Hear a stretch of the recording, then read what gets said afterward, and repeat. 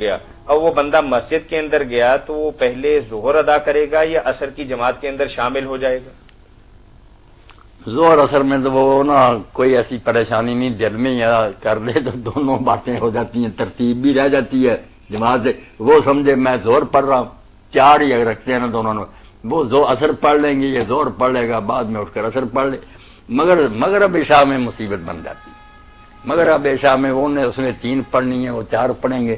وہاں اگر ہم کہیں کہ وہ پہلے مغرب پڑھے تو پھر یا تو دلیری کرے، جب تیسری رکعت ہو تو ان کو اٹھ جانے دے، یہ آرام سے تیسری پڑھ کر سلام پھیرے، پھر چوتھی مل جائے ٹھیک ہے، ورنہ بعد میں اپنی نماز عشاء پڑھ لے۔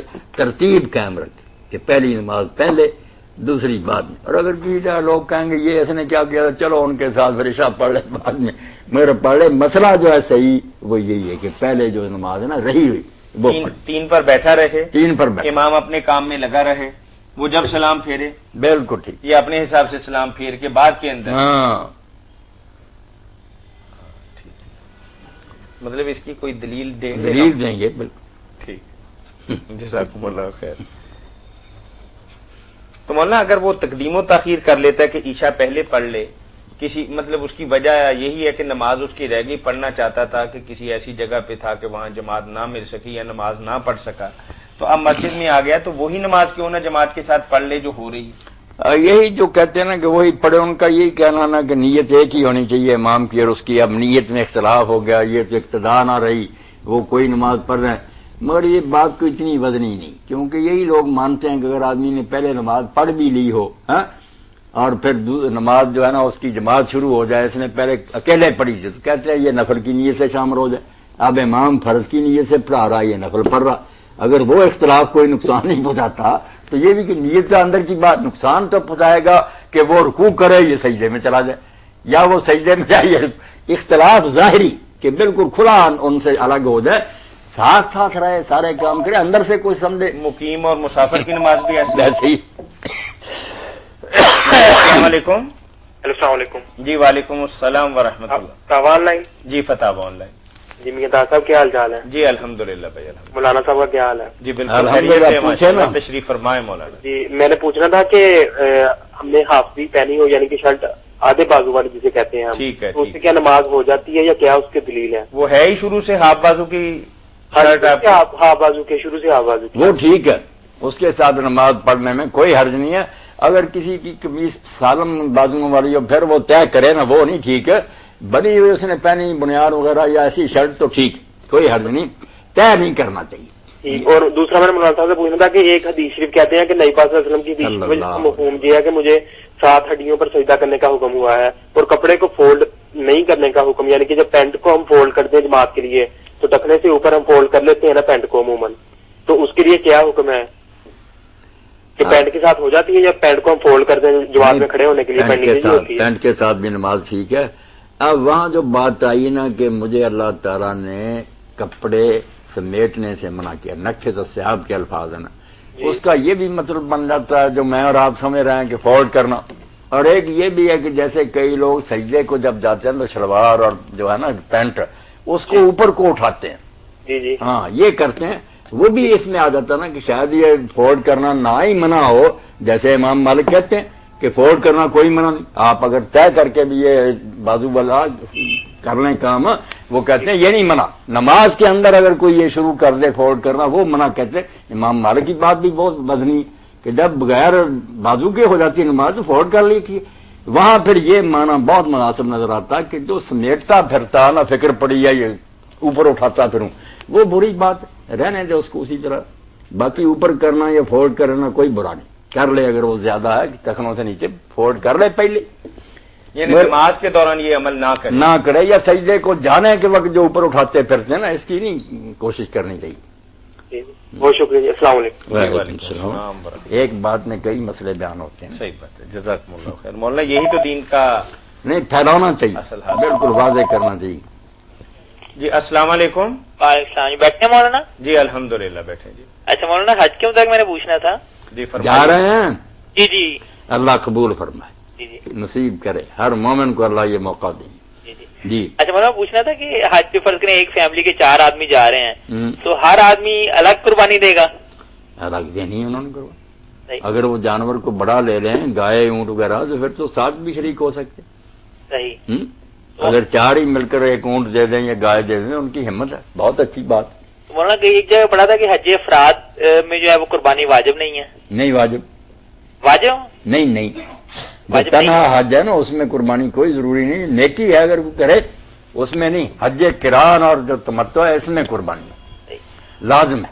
مولانا حج افراد یہی ہے کہ آپ عمرہ نہیں کر سکتے وہاں پہ. ہاں حج افراد کی وضاحت. حج افراد تو یہی ہے کہ آدمی ایک بار نیت کرے صرف حج کی جب احرام باندھے عمرے کا ذکر ہی نہ کرے اور جب سے نیت کر لے اس وقت سے لے کر قربانی ذبح ہونے تک یعنی عید کے دن تک وہ احرام کی حالت میں رہے. یہ جو حج اور عمرہ دونوں ایک ہی نیت میں اکٹھے کر رہے ہیں تمتع کرتے ہیں پہلے عمرہ کرتے ہیں کھول دیتے ہیں. قران والے کھولتے ہی نہیں مگر حج عمرہ دونوں ان کے اندر ایک وقت ہی ہوتے ہیں. یہ نہیں ان کے لیے قربانی لازم.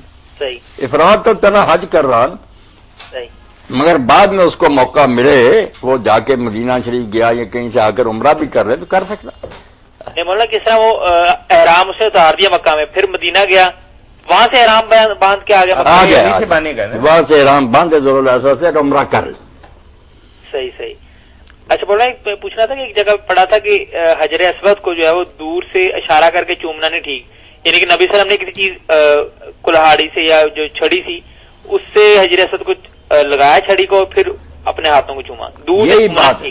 یہ جو لوگوں نے کہہ دیا نا کہ دور سے اشارہ کر کے ہاتھ چوم لے یہ بالکل بے بنیاد بات ہے. کیوں چومے گا؟ یا حجر اسود کو چومے اگر نہیں تو کوئی چیز اس کو چھو جائے. بے شک ہاتھ لوگوں کے اندر سے گھسیڑ کر ہاتھ لگا لے پھر ہاتھ چوم لے یا چھڑی وغیرہ جیسے حضور علیہ السلام لگا لیتے تھے مہدن اس کو چوم لیتے. اگر کوئی چیز لگی نہیں حجر اسود کو پھر چومنے کا کیا تو پھر صرف اللہ اکبر کا چلتے بن. صحیح. اور مولانا بس آخری سوال یہ ہے کہ احرام کے نیچے کوئی سویٹر وغیرہ تو نہیں پہن سکتے ہم؟ احرام کے نیچے جو سویٹر وغیرہ سلے ہوئے سویٹر نہیں سویٹر نہیں پہن سکتے آپ. احرام جو ہے نا چادر لیں گے نا اوپر وہ 10-12 بھی چادریں لے لیں کمبل لے لیں رضائیاں لے لیں لے سکتے. صحیح. احرام میں سردی سے بچنا بے شک نا 15-20 بھی لے لیں تو کوئی بات نہیں. لینے اسی طرح ہے کہ اگر گلے میں پہنے نا جیسے سویٹر کہتے ہیں یہ تو نہیں ٹھیک. جیسے عادتاً کوئی لباس پہنا جاتا ویسے نہیں میں اپنا کرتا یا کوٹ اتار کر کندھوں پر ڈال سکتا. یہ جو مشہور ہو گیا سلی شاہ نہیں بالکل غلط مسئلہ. سلی شاہ جس طرح بدن پر سیٹ کر کے سی جاتی ہے اور اس کو پہننے کا طریقہ ہے اس طرح نہیں پہن سکتی.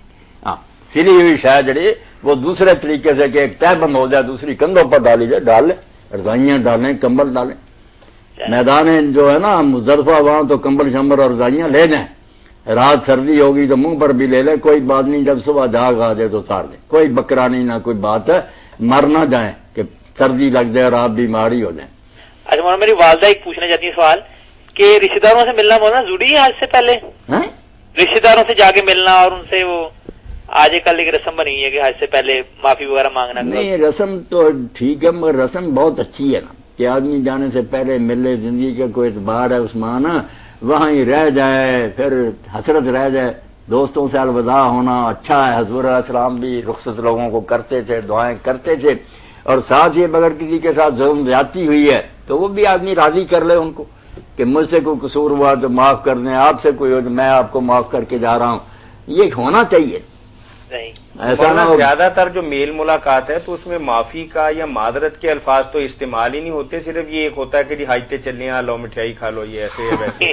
تو اس طرح کے معمولات اور معاملات ہوتے ہیں جس طرح آپ کہہ رہے ہیں کہ سفر آخرت کی طرح الوداع ہونا چاہیے. نہیں الوداع ہونا. ہاں تو وہ طریقہ تو نہیں ہوتا ہمارا. الوداع ہونا چاہیے.